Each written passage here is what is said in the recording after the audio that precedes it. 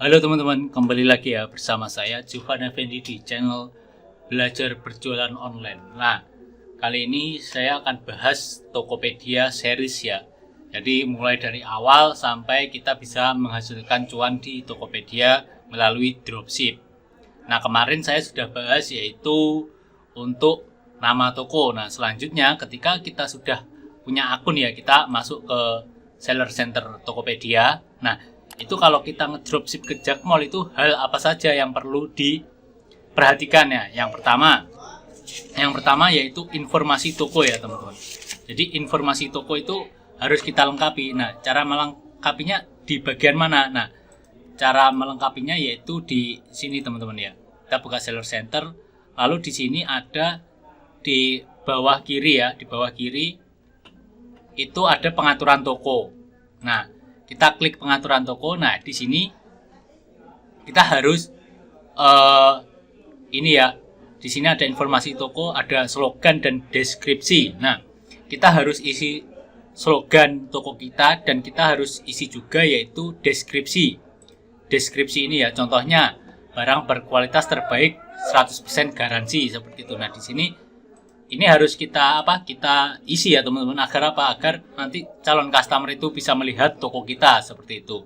Nah, deskripsi ini kita deskripsikan produk kita itu menjual produk apa aja, jadi calon customer itu kalau masuk ke toko kita agar tahu ya. Nah, setelah itu kita klik simpan ya, ini diisi lalu diklik simpan. Nah, setelah itu teman-teman jangan lupa di sini ada gambar toko. Nah, gambar toko ini teman-teman bisa edit ya, bisa edit atau bisa menggunakan gambar apa aja, atau yang penting nama toko atau apa ya yang unik ya. Saran saya itu yang unik karena nanti akan terpasang di sini ya, di tokonya ini. Nah, di sini ukurannya yaitu 300 kali 300 pixel ya teman-teman. Nah, seperti itu. Nah, setelah itu ya, setelah ini masuk ke sini sudah diisi semua ya teman-teman.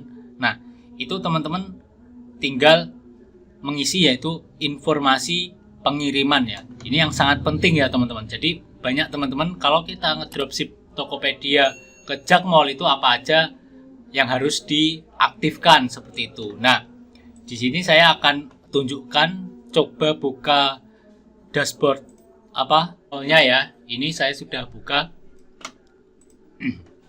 Nah, informasi dasar program afiliasi Jakmall.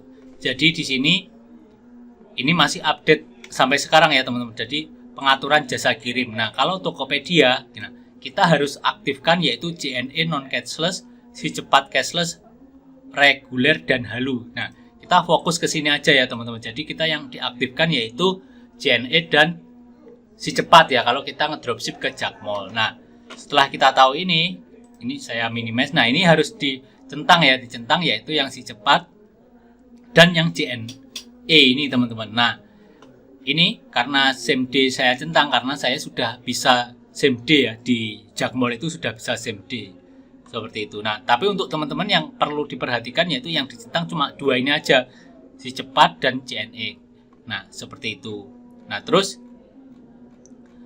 setelah itu ya teman-teman baca ini semua ya, sudah dibaca ini semua, lalu di sini tinggal klik simpan aja. Jadi seperti itu. Jadi hal yang wajib diaktifkan dan diisi ketika kita jualan di Tokopedia. Nah, sama ini ya teman-teman. Teman-teman harus isi yaitu ini ya, di tab lokasi ya. Di tab lokasi ini teman-teman harus isi yaitu alamat Jakmallnya atau alamat kita ngedropshipnya.